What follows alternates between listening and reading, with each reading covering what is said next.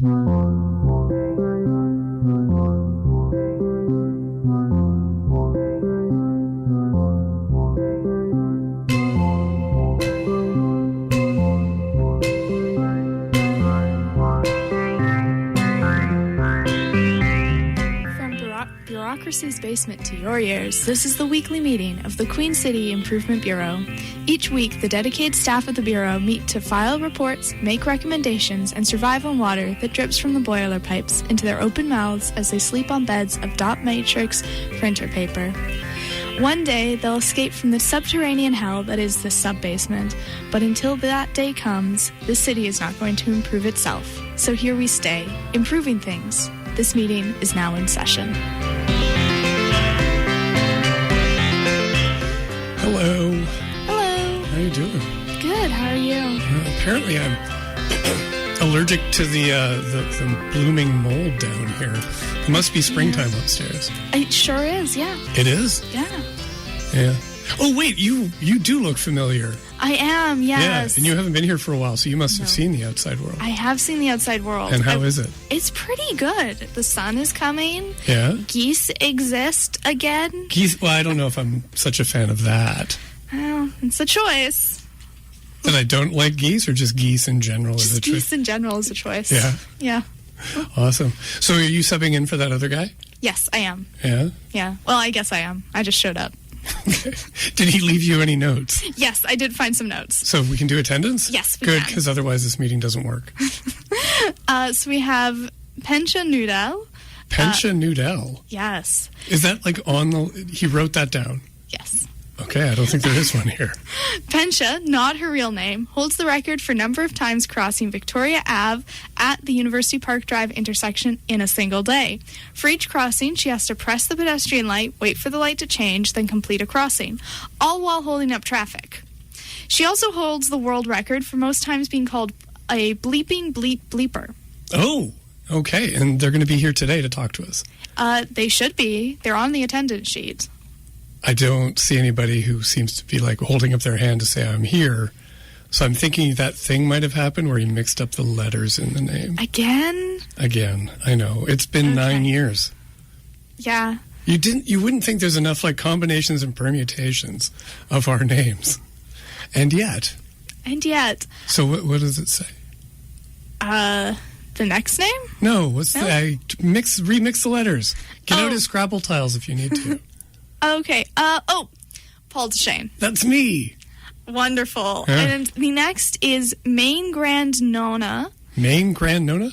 Not the Main Grand Nona. You're right. The Main Grand Nona is the CEO of the League of Drunken Blue-Haired Grandmothers, an association of elderly women known for their hard partying, and sizable jug wine bills. Their motto is non computat sigillatium cubacum in vino tu opponus. What does that mean? It doesn't count as drinking if you put an ice cube in your wine. That's awesome. Great advice. So they're here today? I hope so.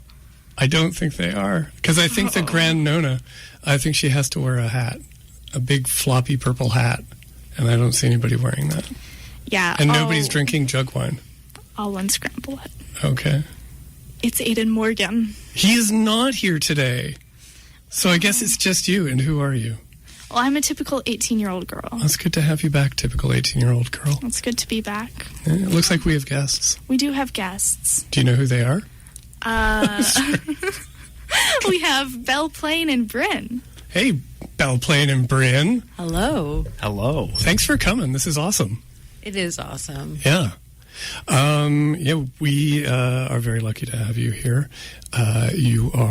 You're one of our most often haved guests. I'm sad that I haven't been most often haved as of late. I'm sorry. But I have a typical 3-year-old boy. Oh, how's that going? Well, it disallows you from adult fun. Oh, really? Yeah, sometimes. Yeah. Like as much adult fun as I used to have.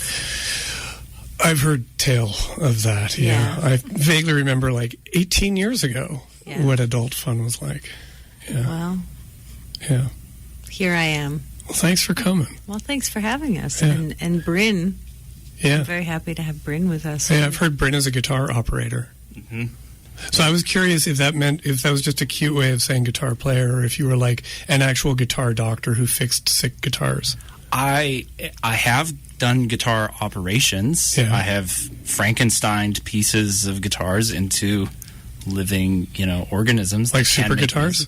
Some of them, yeah. Took the first guitar I, had when I was a teenager and put a bunch of new pickups in it and changed a bunch of stuff, and have built guitars entirely from scratch. Yeah. But that was mostly a pandemic project, and just operating them in the service of artists like Belle playing are cool. Mostly what I do.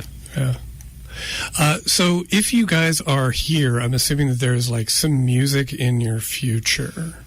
Tomorrow night. Where? We're going to be at Dark Hall, the wonderful, refurbished, renovated, always beautiful Dark Hall. That's amazing. It is. Have you played there since the renovation? I have. My husband, Blake Berglund, booked a gig in February of last year, but I was but a guest. Oh. Yes. You're like a backup musician? A mere guitar operator? I basically was. Bryn also operated guitar with me, but we were sort of the middle opening act. We also had Lachlan Neville really warming up the stage. My son made an appearance and was completely cool. Really? There was no nerves. There was no I shouldn't be out there. He was 2 years old, and he was like, I need to talk into that singer, which is what he calls microphones. Yeah. He has no problems with it. He's got a band called, really? Yeah, he does, called Jacket, and they're it's actually a really good name for a band. It's a good name. Yeah. And their first record is going to be called The Plate.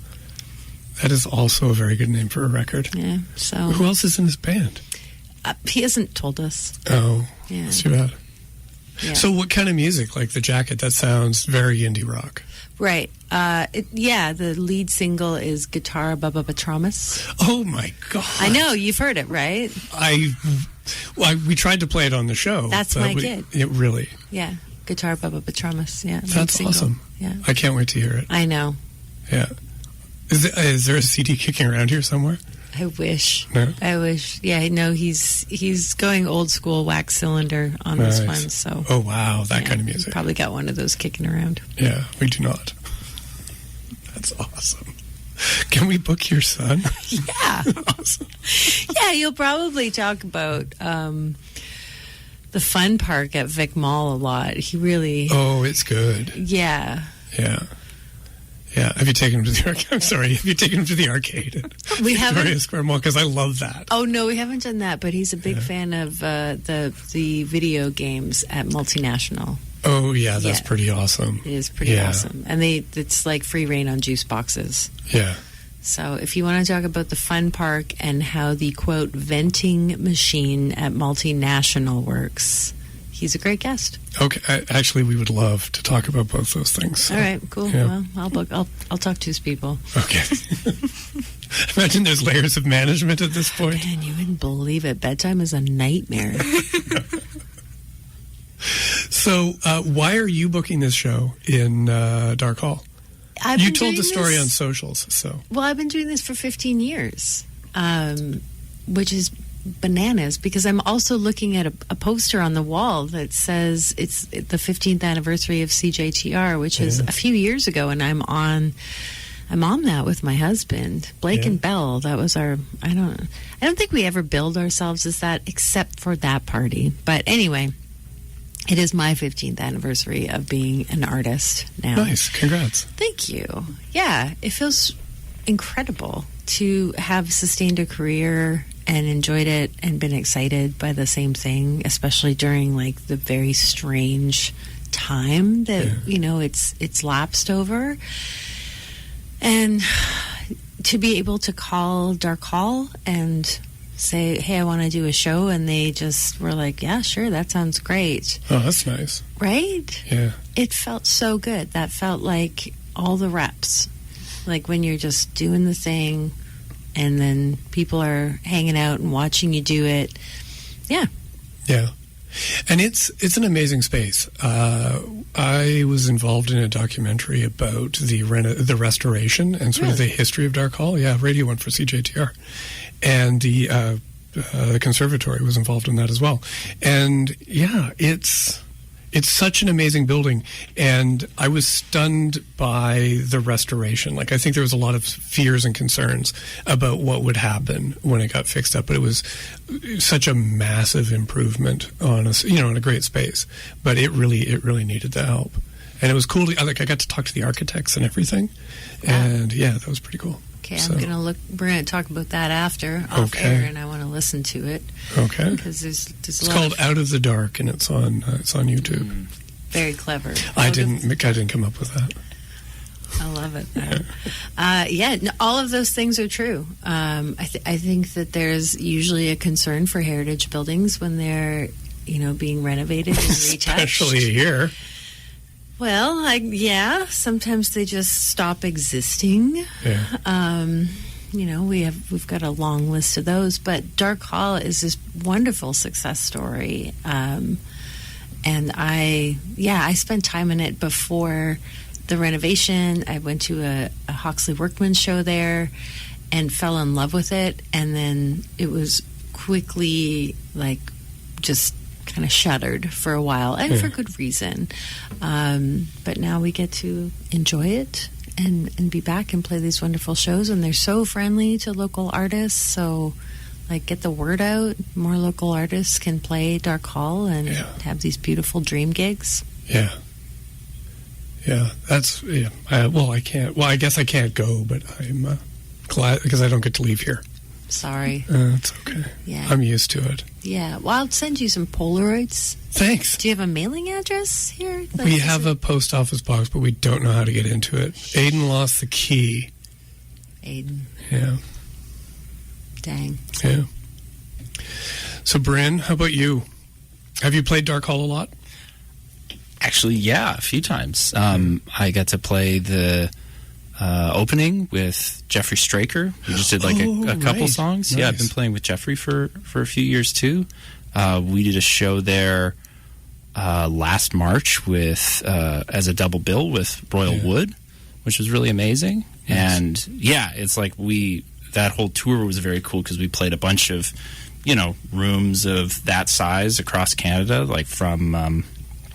from Victoria all the way to Winnipeg, and Dark Hall absolutely hangs with all of these other rooms that have, and it's been around way longer than a bunch of them, the Belle Concert Hall in Calgary and things like that. And yeah, it's a really amazing place. I was out of the city for almost 12 years. I left when I was 18 and only recently came back, and to only see Dark Hall in this configuration is pretty cool. Nice. To just be oh yeah, that's part of Regina. We just have this insanely beautiful, just under 500 seat room. Yeah.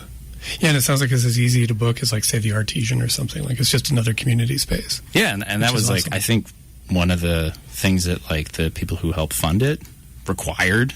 Mm-hmm. They were we'll help you out with this, and we'll buy you this gorgeous Fazioli piano, but this has to be accessible. Yeah. So cool. Yeah. It is my understanding as well. Cool. So we're on 91.3 FM CJTR Regina Community Radio, AccessNow Community Radio. We're the Queen City Improvement Bureau, and we're talking with bell playing and guitar operator Bryn. What's your last name? I don't know if I got Bessie. it. Bryn? Yeah. Bryn Bessie. It's a cow's name. Okay. Yeah, as a friend of mine once said. And I was yeah, Bessie. Thanks, man. Yeah. So I wanted to talk to you guys about, so it sounds, you haven't been a touring musician for 3 years. I'd still get out. Okay. I don't know really. I didn't mean to insult you. Well, you did. I'm sorry. Okay, apology accepted. No, I guess what I wanted to get at is I'm just kind of curious about, because we don't get to talk to musicians very often, and there's a political reality now that is kind of consuming my brain and a lot of people's brains, and that's with the United States, where it has gone insane. and there are tariffs in place. There are stories of people being pulled off the street and renditioned to El Salvador. And I would think that for like touring musicians like yourselves, that this might be a bit of a concern. Like, what is the scuttlebutt amongst the musician community about how this is going to impact you guys? Yeah, great question. Downer.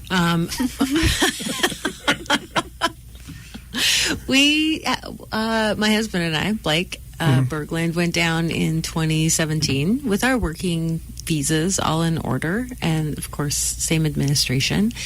And you know, like it was still weird to be down there. A lot of apologies from different folks about what's going on, you know, because like they're people down there. It's not all painted one color, and there is nuance to how folks feel about it. And when we're down there, we kind of run in a bubble, and that bubble still exists of folks that we're connected to in Nashville, and in Tennessee in a greater sense, and Kentucky specifically. We want to go back, and we want to go back in September for a festival that's happening down there, and bring this young songwriter that I mentioned, Lachlan Neville, and bring Bryn and the rest of our band. And it's a bit like we're just waiting and seeing. Yeah. We haven't applied for working visas yet.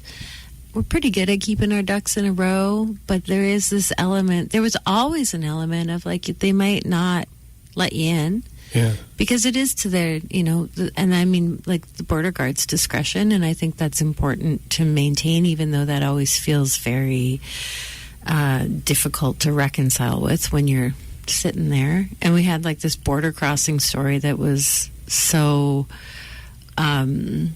it was so musician, you know. How so? Were you guys all like trashed on mushrooms? And was there like smoke coming out of the van? No, that's not the musician. No, we had our papers, like I said, and we showed up at the border, and they did the bomb check under our van, and you know, we went inside, and they took us one by one into, you know, a beige room where my favorite thing is that the chairs are screwed down. So every single one of us tried to move our chair closer to the two border officials that were there, and everyone, you know, it's so awkward when a chair is screwed down and you try to move it. Ah, wonderful. And so we were all questioned separately about what we were doing and the papers and whatnot. And I, of course, being the person that I am, had the folder with all of our working visas and where we were going to be and staying. And, you know, I'm a bit of the secretary in the group and the planner. And I had my wallet on top of my my little folder of things, and they just reached over and started going through it. Like, what are you going to do? Okay. So they went through my wallet, and they found some like gravel pills, you know, in the bubble pack. We're asking about that, and I said, oh, it's gravel. And they're like, well, do you take any other drugs? And I said, oh, sir, only birth control. Which I thought was the best possible answer for when somebody is grilling you.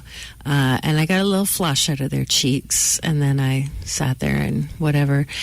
And then they sat us all in a room on the other side of that, and we were silent, you know, but like looking at each other, bursting, wanting to talk. And then they stamped our visas, and everything sort of relaxed a little bit. We got in the car, and I swear we did not talk in the van for 45 minutes, just in case, you know. They planted a bug? Yeah, it was so stupid. But we'd heard from other artists that year that had been denied entry. Of course, what we found out later was that they didn't have their papers in order, and we were just like, we were like nothing to them. They were having a good time with these musicians and laughing at them. So the fact that I got to get a little tiny, teeny reaction out of them felt pretty good. Nice. So you guys brought instruments. We did. Do you want to play a tune? Would love. That'd be awesome. Yeah. Yeah. What are you going to play? It's a new one. I'm releasing an album in January. knock on wood, I guess. We've started recording. We still have lots of work to do, but I'm focused on January. The song is called The Weather. It's from the album called The Weather. It's about Regina and how weird things got in about April 2020. Oh, okay. If you remember, got weird. There was a lot of people on the street that we didn't notice, and then now there's a lot more people on the street that are more prominent. And this was my way of invoking, I don't know, just like questions and a sense of compassion for something that was freaking me out. Right on. Yeah. Okay. What's it titled? The Weather. Oh, you told me that already. I did, but... Yeah, I talk a lot. Too many mushrooms. Sorry, I did up the dosage for everyone here. Okay, good. Right on. Thanks. 1, 2, 1, 2, 3, 4.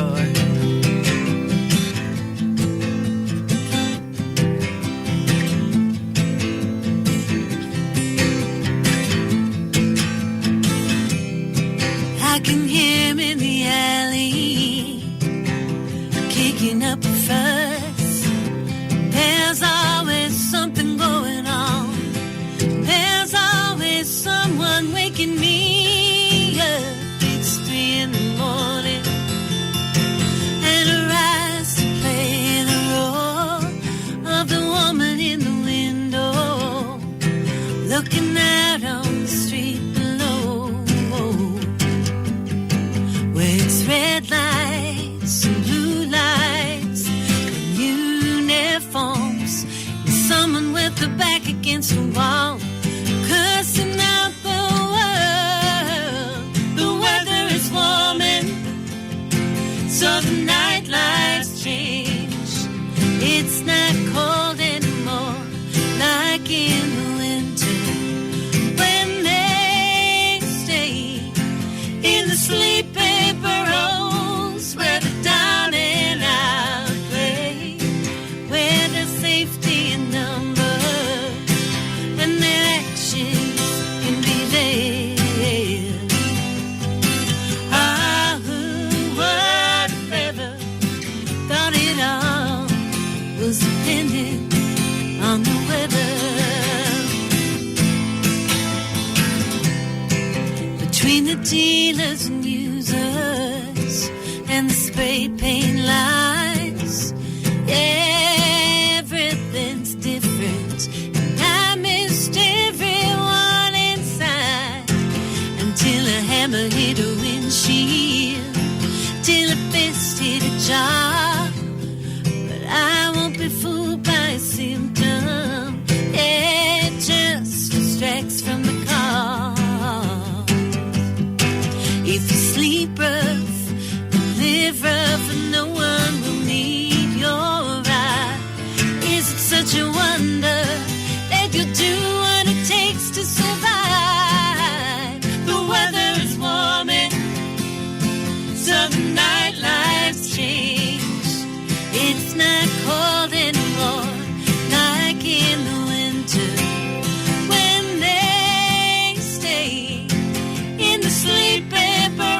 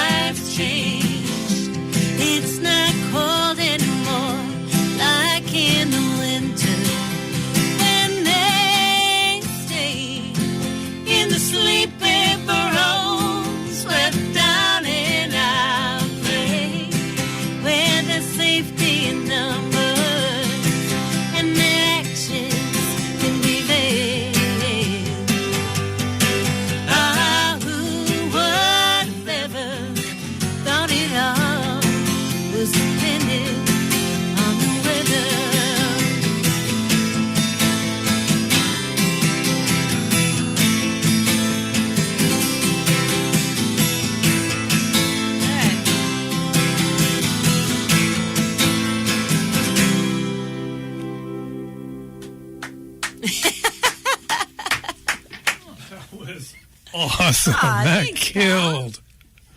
Oh my God, that is too good for this show. Aw, well, anytime. I'll be too good for your show anytime.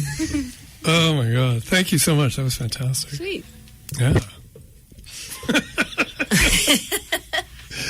Oh man. So so you'll be playing that tomorrow night? For sure, with full band. Brilliant. Yeah, Bryn will be there. Jeff Romanek, who people might know from Rah Rah, Pontex. He used to play with Jen Grant when he was a dirtbag in Halifax. Mm-hmm. And Steve Lytle, who is my old drummer from like when I used to tour a lot with Blake. And we pulled Steve out of drum retirement, and he brought his bass to rehearsal, which like nice. if you love playing with a drummer and then you get a new drummer, the best thing to do is bring that old drummer back as your bassist, because then it's the best rhythm section. Oh, it's not like they're competing? Not at all. I mean, not that I know of. Yeah. I'm unaware of any competition. I don't know, Bryn? No, there's no competition. I didn't think so.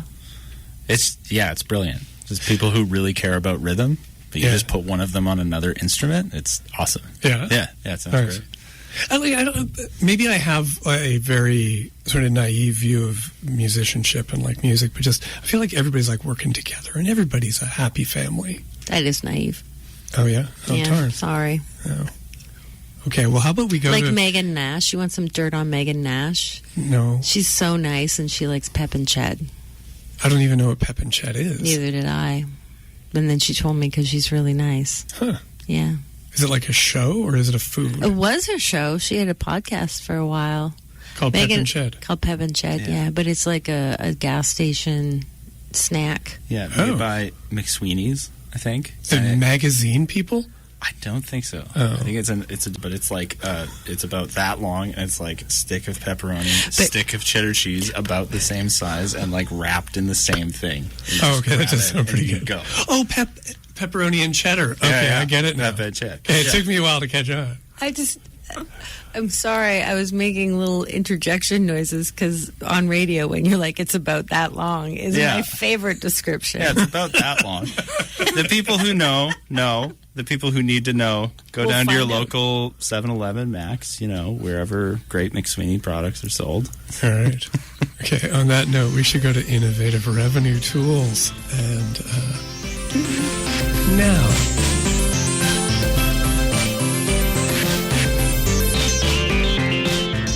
we're back from Innovative Revenue Tools.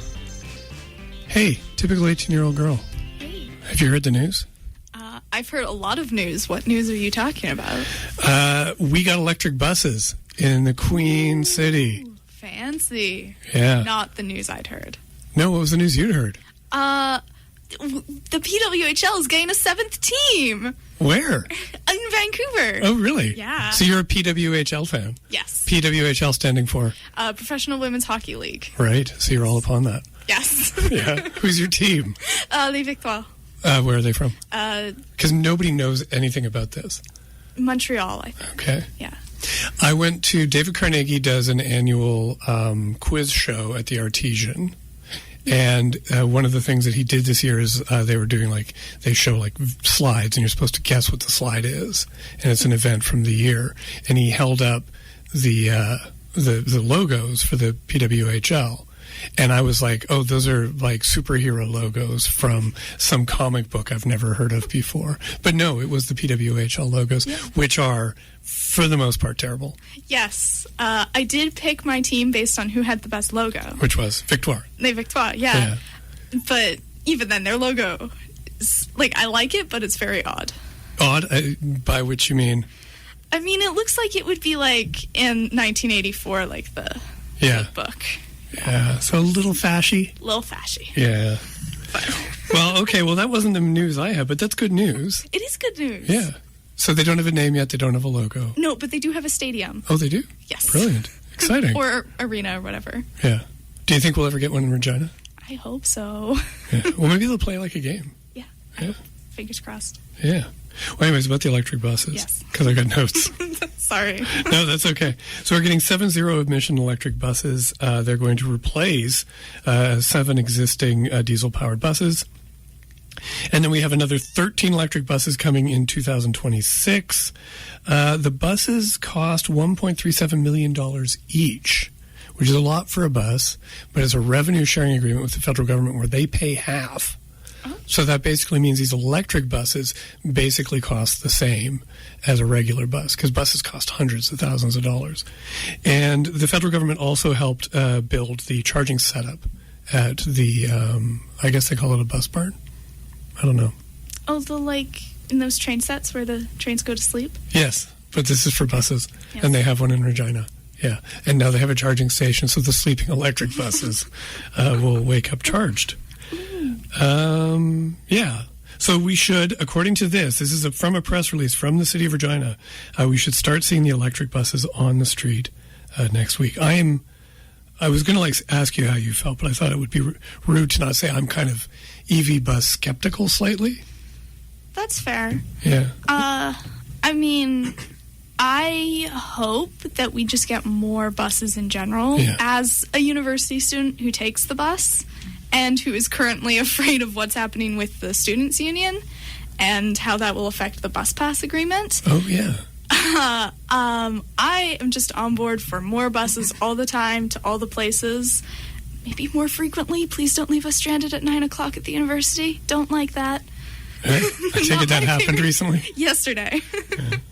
But, yeah, buses more is always better. And if they're EVs, maybe be wary of the winter. Yeah. That's basically my skepticism is more of I just want more buses. And electric buses are expensive and take longer to get. So I'm worried that it will slow down the expansion of our fleet. So. And they're the same size as the regular buses? That's a good question. I don't know. Okay. I don't know if it's the same number of people. These are questions like a journalist would ask. Because I think the airport bus is an electric bus. Oh, yeah? But it is not the same size as the other buses. Okay. But it's also a not-very-used road, so it could be that they got a different size bus for it. Like how the 18 has a double bus. Right. Bus. Like a bendy bus. Bendy bus. Yeah, nice. Where do you guys stand on transit? Love transit. Yeah? Yeah. I mean, I don't use it much here anymore, to be truthful. But I was a university student in Victoria. Great bus system. Oh, brilliant. In 2003 when I went to school there. You just take your student union card and walk on the bus any time of day. Great. Yeah, it was fantastic. There was so much freedom for somebody who I didn't know anybody in Victoria when I moved there, and I felt like I got to see the whole city, go wherever I wanted, when I wanted, and the funny thing is that I just walked to school, so the bus pass was extracurricular and for errands for me, which was amazing. Yeah. So you know that your little gaffer is going to have free transit until 13. I didn't know that. Yeah, free. Well, 13 inclusive, actually. I'm sending him to preschool on Tuesday with his backpack. I'm like, just alone on the bus? Good luck. It's a great idea. I think so. You got to teach independence early. Yeah, and he says he wants to do things by himself, so buckle up. I mean, there's no seatbelts on a bus, so also he will like that. Yeah. Yeah.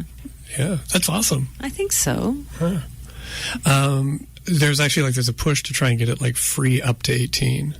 Yeah. So that'd be great. It is still youth fare for 13 to 18. Somebody questioned me on that, and I'm like, it's youth. As long as you're in high school. I think the youth fare is only 25 cents or so off the adult fare. It's not a huge discount. It's 50, 75 cents. It's $2.75 versus $3.25. Okay, well, there you go. Yeah. That is 50 cents. That is. Thank you. So smart. Anyways, I hear you guys are going to play us another song. We'll play you another song. I would love that. Okay. Yeah. Well, in honor of my ongoing pretend rivalry with Megan Nash, we will play a song that I sang in duet with Megan Nash off of my album. My previously released album is called Golden Ring, and Bryn will be playing the part of Megan Nash, and we'll get all of my You better do a good eye. job, or Megan will be furious. Probably. Redheads, right? Yeah. 1, 2, 1, 2.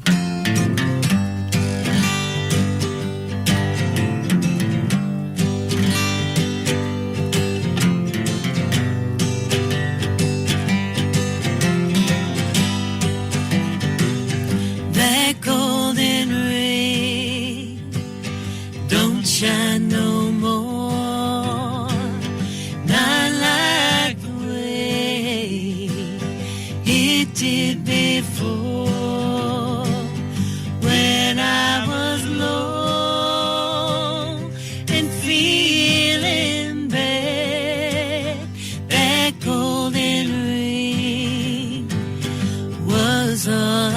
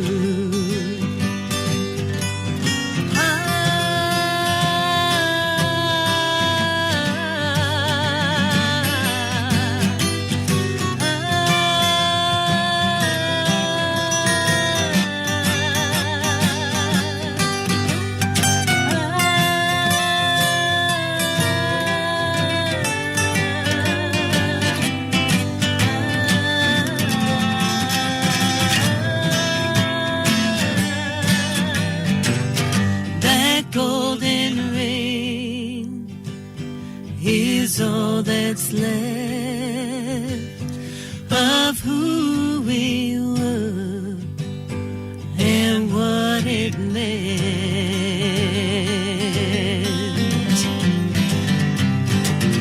That golden ring, that golden ring, that golden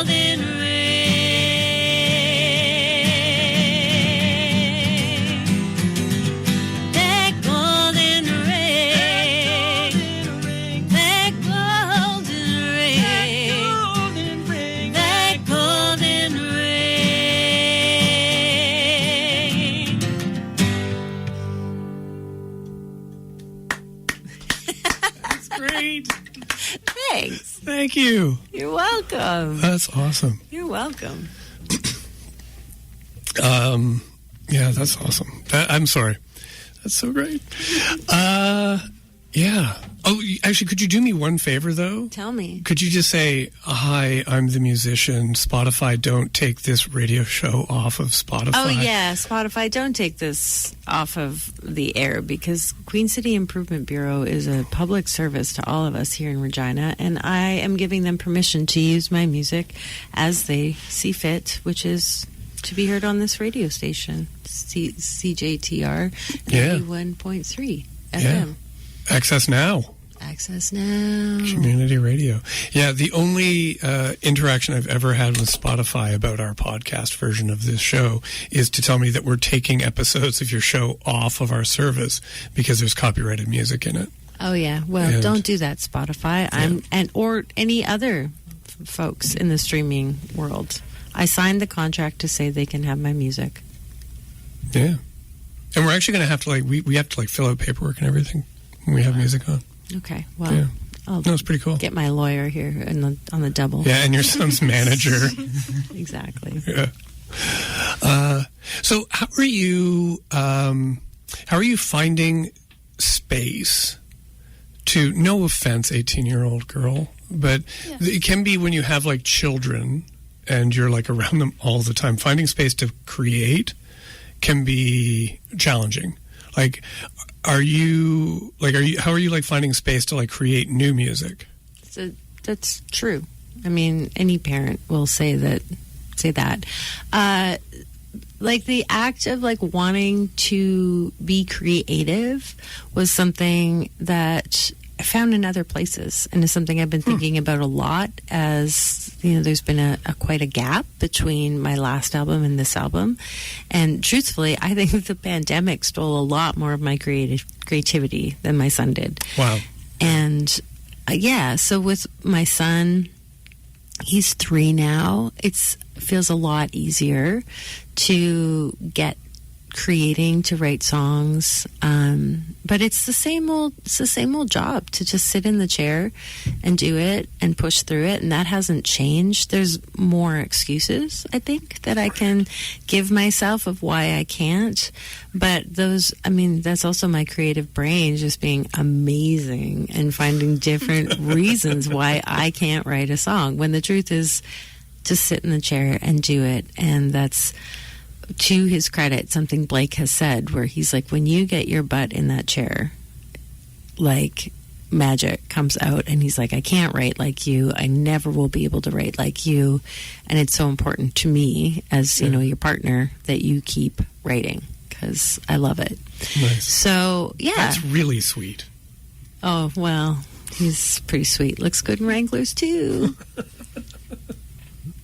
I wasn't going to say. But, I know. We all know. Sorry, I've already forgotten. What was the first single off of your son's upcoming album? Guitar by Papa Trummus. I don't suppose you could play some Guitar by Papa Trummus? Now that would get me into a legal battle. Oh, would it? Yeah, Damn. it would. Yeah. I will say, he's been working on it for a while, and it has stayed remarkably. I mean, people don't give toddlers enough credit. They can write bangers. Yeah. And it has stayed consistent for like a couple of years. He was singing it the other day, and I was like, that is 1,000,000% Guitar by Papa Trummus, the lead single off of Jacket's debut album, The Plate. Yeah. People are going to be waiting for this. Well, yeah. Searching Spotify. Eat your heart out, man. Like, it's coming. Good. Yeah. Good. And when it does, please get them to present it here for the first time. I would love that. Yeah. Nice. We do have like a little Korg. Is it a mini or a micro?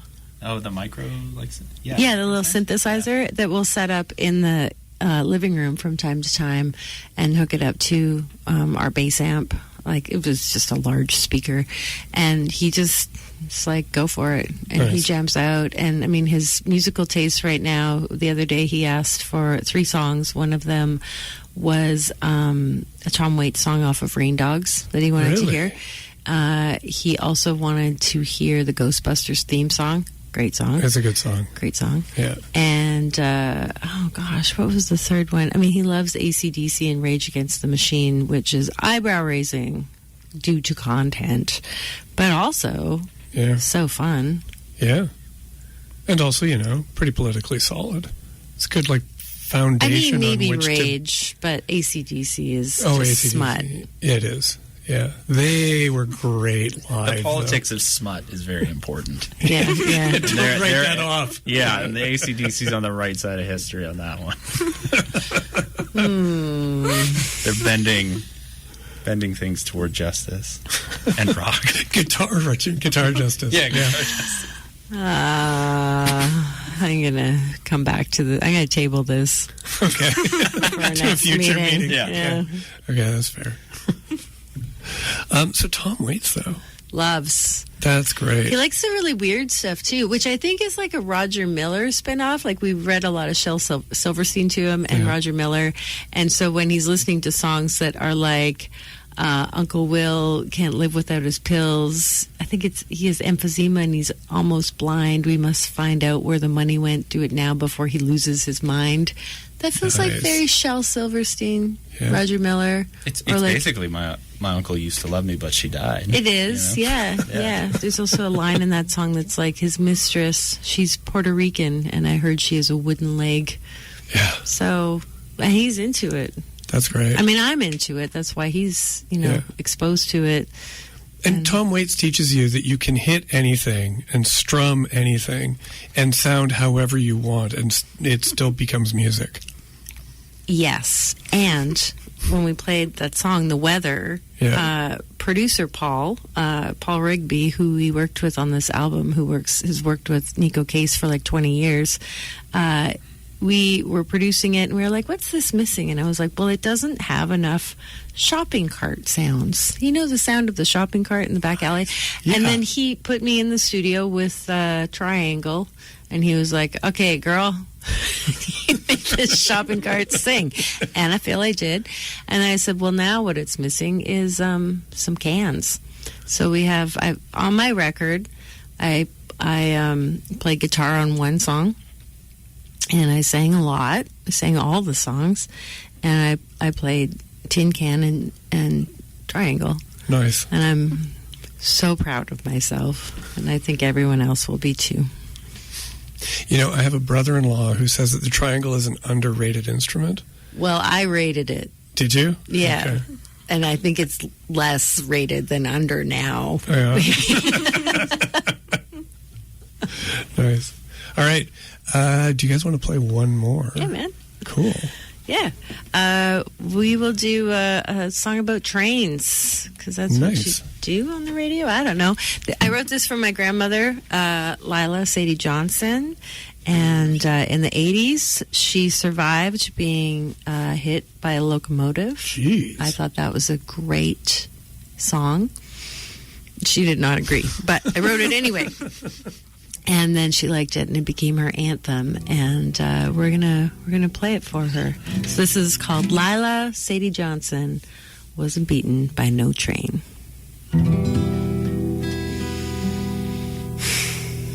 In the long days of the summertime outside a prairie town, near a mixed farm in Saskatchewan, our story is set down. A matriarch of 7 has a tale you can't match. It begins when she set out to check on her potato patch. It begins when she set out to check on her potato patch. Towards an unmarked intersection shaded by brush and pine came the pride of the Dominion, the Canadian Pacific line. Her spuds grew on the other side, but Lila, she did stop, and her gaze was stolen by the side of a bumper berry crop. Her gaze was stolen by the side of a bumper berry crop. When she saw that trainer bearing down, she pinned pedal to the floor. But that beast still caught the tailgate of her silver half-ton Ford. Lila Sadie Johnson wasn't beaten by no train. Spared the fate of men whose lives that iron horse has claimed. Though the impact was brutal, her soul that day was saved. Lila Sadie Johnson wasn't beaten by no train. Lila Sadie Johnson wasn't beaten by no train. In the farmyard stood a witness who knew Our Lady fine. To her he vowed in earnest in the fall of 49. He watched the train advance, and worry took hold of his heart, for he feared today would be the day that death would do them part. He feared today would be the day that death would do them part. When the cacophony of wreckage echoed through the countryside, her dear husband wondered, could Lila have survived? Lila Sadie Johnson wasn't beaten by no train. Spared the fate of men whose lives that iron horse has claimed. Though the impact was brutal, her soul that day was saved. Lila Sadie Johnson wasn't beaten by no train. Lila Sadie Johnson wasn't beaten by no train.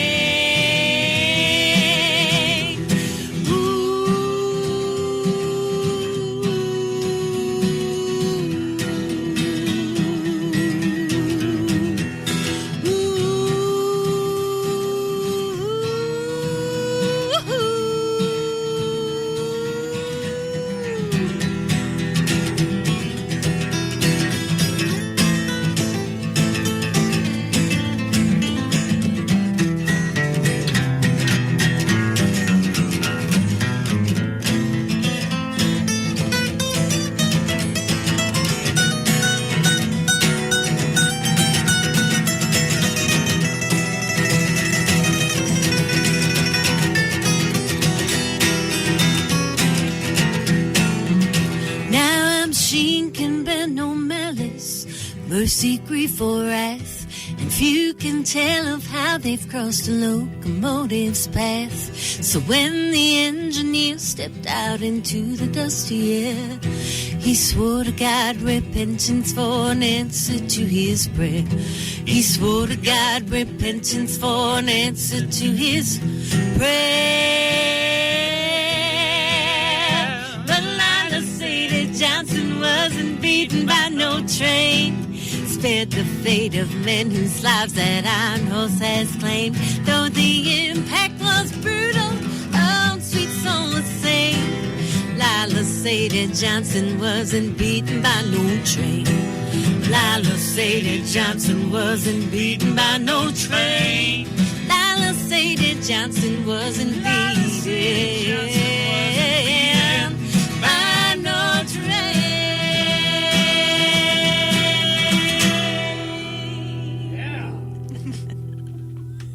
That was also great. I actually love that song. You played this. I don't think you played it live, but you did have the track once when you appeared on the show before. Oh, that makes sense. Yeah.